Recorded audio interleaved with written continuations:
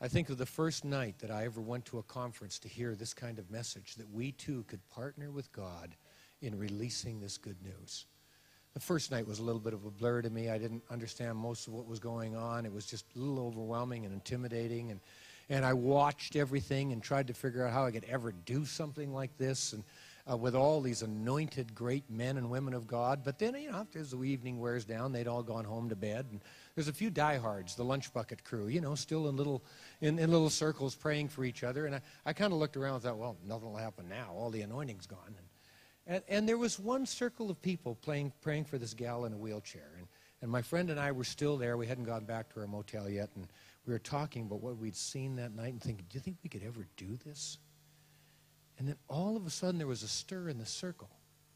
And I saw this gal stand up. And the hair on my neck just sort of stood up. And I thought, I don't think that's a sprained ankle.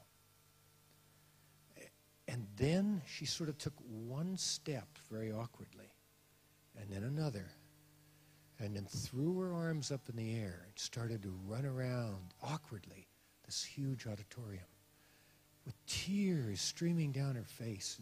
And all of the people who'd been praying for her, just ordinary people, weeping. Found out later she'd been paralyzed in a car accident, I think 8 years before. And she could walk again. And I looked at that and I said, all bets are off. Anybody can do this.